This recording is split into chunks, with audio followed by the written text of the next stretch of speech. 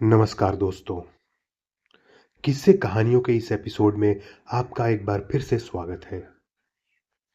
दोस्तों, आज हम सुनेंगे भारत के 7 ऐसे प्रसिद्ध पर्यटन स्थलों में घटी वास्तविक भूतिया कहानियों के बारे में। दोस्तों, हम सभी जो यात्रा करते हैं, अनुभव प्राप्त करते हैं, जिनमें से अधिकांश तो हम कभी नहीं भूलना चाहते। लेकिन क्या आपको कभी ऐसा अनुभव हुआ है जो इतना भयानक हो कि आप न तो उसके बारे में बात कर सके और न ही इसे अपने तक सीमित रख सके? अगर आपका जवाब कोई नहीं है, तो या तो आप मजाक कर रहे हैं या फिर आप बहुत भाग्यशाली हैं, क्योंकि ऐसे लोग हैं जो दावा करते हैं कि उन्होंने ऐसी चीजों का अनुभव किया है जिससे वे लगभग मौत के मुंह में चले गए थे। आपको अभी भी यकीन नहीं हो रहा? तो हो सकता है कि आप भारत के 7 प्रसिद्ध पर्यटन स्थलों के 7 अलग-अलग लोगों की ये रोंगटे खड़े कर देने वाली कहानियां जरूर सुनना चाहेंगे। तो पहली कहानी जो शिमला की है, जिसे हमें वहां के एक छात्र ने शेयर की है, तो आइए सुनते हैं। स्कूल में छुट्टी थी और मैंने और मेरे एक दोस्त ने मॉल रोड पर आराम करने और कुछ नाश्ता करने की योजना बनाई थी। हालांकि जब हम मॉल रोड पहुंचे, तब तक शाम के 7 बज चुके थे।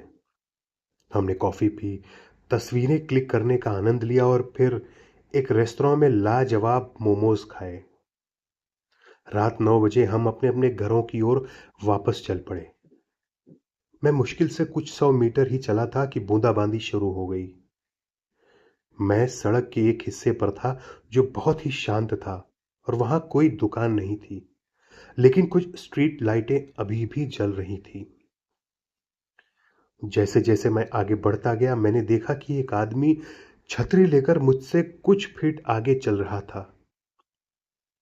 मैंने सोचा कि अगर वो उसी रास्ते से जा रहा है तो क्या वो मुझे अपने साथ चलने देगा? ये पूछना अच्छा रहेगा। मैं तेजी से चला, लेकिन ऐसा लगा कि मैं पर्याप्त तेज नहीं था। इसीलिए मैंने जॉगिंग शुरू कर दी। लेकिन मैं फिर भी उसके साथ नहीं चल पाया। हेलो, मैंने जोर से चिल्लाया और वो आदमी पीछे मुड़ा। उसकी उम्र शायद 60 के आसपास रही होगी, लेकिन मुझे आश्चर्य हुआ कि छतरी होने के बावजूद वो पूरी तरह से भीगा हुआ था। वो फिर से चलने लगा और इस बार धीरे धीरे चला। शायद मैं अब उसके पास नहीं रहना चाहता था। उसने भी अपनी गति धीमी कर दी। मैं और भी धीरे चलने लगा और वो भी। आखिरकार मैं रुक गया। पूरी तरह से सन्नाटा छा गया और वो भी रुक गया था। मैं अपने विचारों को घुटन भरे डर से महसूस कर सकता था। जब मैंने सोचा कि मैं इस अनुभव को दूसरों के साथ साझा करने के लिए ज्यादा समय तक जीवित नहीं रह पाऊंगा, तभी मैंने एक सायरन बजते सुना और एक पुलिस वाहन मेरे पीछे आकर रुका। उन्होंने मुझसे पूछा कि मैं यहां अकेला क्या कर रहा हूं। जब मैंने उन्हें यह कहानी सुनाई, तो उन्होंने कहा कि मैं अकेला हूं, वहां कोई भी छाता लेकर नहीं था और मुझे भी नींद में चलना बंद कर देना चाहिए। दोस्तों, अगली ये कहानी एक ट्रैवलर ने हमसे साझा की है। ये कहानी हिमाचल प्रदेश के धारचूला की है। मैं पंचाचूली से धारचूला पहुंचा था और रात को धारचूला के एक गेस्ट हाउस में रुकने वाला था। हैरानी की बात यह थी कि जिस गेस्ट हाउस में मैं ठहरा था, वहां कोई और मेहमान नहीं था। मैंने खाना खाया और रात करीब 10:30 बजे सोने चला गया।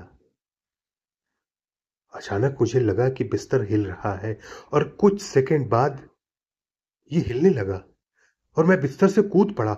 अपनी चप्पल पहनने के लिए तैयार था और बाहर भागा, क्योंकि मुझे यकीन था कि यह भूकंप है। लेकिन घोर अंधकार ने मुझे घेर लिया और कंपन बंद हो गया। यह पूरी तरह से शांत था। मैंने लाइट जलाई और दरवाजे से बाहर चला गया। बारिश हो रही थी और पूरी तरह से अंधेरा था। कोई भी जाग नहीं रहा था। मैं भूकंप के बारे में वहां मौजूद लोगों से पूछने के लिए सीढ़ियों से नीचे रिसेप्शन क्षेत्र की ओर भागा। उनमें से 2 जाग रहे थे और क्रिकेट मैच देख रहे थे। जब मैंने उनसे पूछा तो उन्होंने कहा, यहां कुछ भी नहीं हिला, हमें कोई भूकंप महसूस नहीं हुआ। मुझे यकीन था कि बिस्तर हिल रहा था। यह किस तरह का भूकंप था? यह वास्तव में भूकंप था? खैर, मैं उसके बाद सो नहीं सका और पूरी रात टीवी देखता रहा। दोस्तों, अगली कहानी एक ट्रैवल फोटोग्राफर की है। तो आइए सुनते हैं। मैंने सूरत के डुम्मस बीच के बारे में कई डरावनी कहानियां सुनी थी। मैं कोई साहसी व्यक्ति नहीं हूं, लेकिन मैं एक साहसी व्यक्ति हूं जिसे यात्रा करना पसंद है। तो मैं पिछले साल क्रिसमस की पूर्व संध्या पर डुम्मस बीच पर था। शाम के करीब 7 बजे थे और मैं एक लॉन्ग एक्सपोजर फोटोग्राफी का आनंद ले रहा था। तभी मैंने अचानक किसी के चिल्लाने की आवाज सुनी। मैंने कुछ समय पहले पानी में कुछ बच्चों को खेलते हुए देखा था, लेकिन उनमें से ज्यादातर जा चुके थे। मैं ये देखने के लिए पानी में उतरा कि कहीं कोई मुसीबत तो नहीं है। मुझे एक बच्चे के रोने की आवाज सुनाई दे रही थी। मैं तैरने के लिए काफी गहरे पानी में उतर चुका था। अचानक मुझे लगा कि मेरी पीठ पर किसी ने जोर से धक्का दिया और मैं पानी में डूब गया।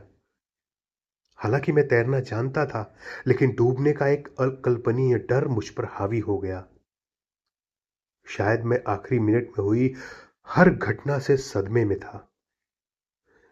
मैं वापस समुद्र तट पर तैरने में कामयाब रहा, लेकिन मुझे एहसास हुआ कि मैं वहां से कितनी दूर समुद्र में चला गया था।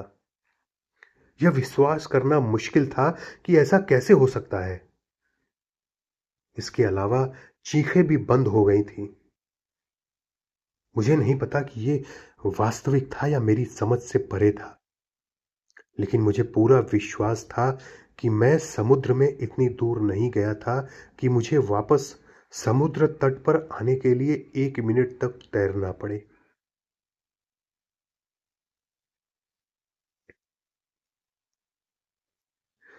दोस्तों, अगली कहानी दिल्ली की है, जो वहां के एक दुकानदार ने हमसे शेयर की है। शनिवार का दिन था और दिल्ली में मेरे मेरे दोस्तों ने अचानक मिलने की योजना बनाई थी।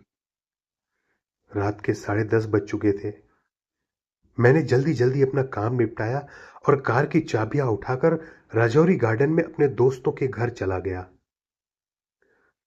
जब मैं बरार स्क्वायर पहुंचा तो मैंने देखा कि पीछे के शीशे में दूर से एक पतली सी आकृति मेरे कार का पीछा कर रही है। मैंने पहले तो उसे अनदेखा कर दिया, लेकिन जब मैंने फिर से शीशे में देखा तो वो आकृति अभी भी भाग रही थी और मेरी कार और उस आकृति के बीच अब दूरी कम हो गई थी।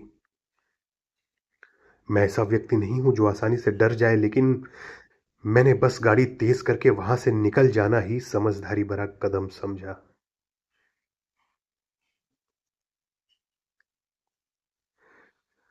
दोस्तों, अगली कहानी सिक्किम के कुर्सियांग से है और इसे हमें एक ट्रैवलर ने साझा की है। सिक्किम में अकेले यात्रा करने के बाद मैं अभी दार्जिलिंग पहुंचा था, जो मेरी यात्रा का अंतिम गंतव्य था। मेरे पास प्रसिद्ध हिल स्टेशन को देखने के लिए लगभग 1.5 दिन का समय था। एक होटल में आराम करने के बाद मैंने बाहर जाकर आसपास की कुछ जगहों के बारे में जानने के बारे में सोचा। मैं कुछ स्थानीय लोगों से मिला, जिन्होंने मुझे बताया कि मुझे कुछ वास्तविक प्राकृतिक सुंदरता देखने के लिए कुर्सियोंग में डाउ हिल जाना चाहिए। उन्होंने मुझे यह भी बताया कि ये क्षेत्र भूतिया है, जिसने मुझे और भी रोमांचित कर दिया। इसीलिए मैंने अपना कैमरा बैग उठाया, एक बाइक किराए पर ली और कुर्सियांग की ओर चल पड़ा। मैं लगभग 2 घंटे में डाव हिल पहुंच गया। ये जगह वाकई बहुत खूबसूरत थी और मुझे नैनीताल की याद दिला रही थी। धुंध भरे जंगल के खूबसूरत नजारे, सड़क पर कम वाहनों की आवाजाही और कभी कभार पक्षियों के चहचहाट के बावजूद ये जगह डरावनी अनुभूति कराती थी। मैंने कुछ अच्छे शॉट्स लेने के लिए डाव हिल के जंगल में थोड़ा और आगे जाने का फैसला किया। सब कुछ ठीक चल रहा था, लेकिन जब मैंने अपने कैमरे के व्यू फाइंडर से देखा तो एक जोड़ी ग्रे आंखें मुझे घूरती हुई दिखाई दी। कुछ सेकंड बाद मैंने एक चीख सुनी। मैंने बिना एक सेकंड बर्बाद किए अपनी बाइक की ओर भागा। जब भी मैं इस घटना के बारे में सोचता हूं तो मेरी रीढ़ में सिहरन पैदा हो जाती है। दोस्तों, अगली कहानी पंचमढ़ी की है, जिसे हमें एक ट्रैवलर कपल ने साझा की है। मैं और मेरा एक दोस्त अपने स्कूल के एक दोस्त की शादी में शामिल होने के बाद पंचमढ़ी घूमने गए थे। हमने पांडव गुफाएं देखी, पंचमढ़ी झील देखी और अब हम आसपास के झरने को देखने जा रहे थे। तभी हमारे मन में जंगल घूमने का ख्याल आया। हम झरने से मुश्किल से 50 मीटर दूर चले थे कि हमें एक छोटी लड़की मिली जो लगभग 11-12 साल की थी। उसने बताया कि वो अपनी मां के साथ झरने को देखने आई थी और अब उसे नहीं ढूंढ पा रही है। उसके कपड़े गंदे थे और किसी ऐसे व्यक्ति के लिए बहुत पुराने थे जो यहां सिर्फ पिकनिक मनाने आया था। हमने उसे वहीं रहने को कहा और हम उसकी मां को ढूंढने लगे। कुछ मिनट ढूंढने के बाद हमने अलग अलग दिशाओं में तलाश करने का फैसला किया। हमने उसकी मां की तलाश में 1 घंटे से ज्यादा समय बिताया, लेकिन कोई फायदा नहीं हुआ। अंधेरा होने लगा था और हमने सोचा कि वहां से निकलकर बच्ची को अपने साथ ले जाकर नजदीकी पुलिस स्टेशन जाएं और मामले की रिपोर्ट दर्ज कराएं। हमने उसे ठीक उसी जगह पाया जहां हम उसे 1 घंटे पहले मिले थे। जब हमने उसे अपने साथ चलने के लिए कहा तो उसने कहा, तुम कल यहां आ सकती हो? हम उसे फिर से ढूंढेंगे, उसे फिर से ढूंढने की कोशिश करेंगे। तो कल मिलते हैं।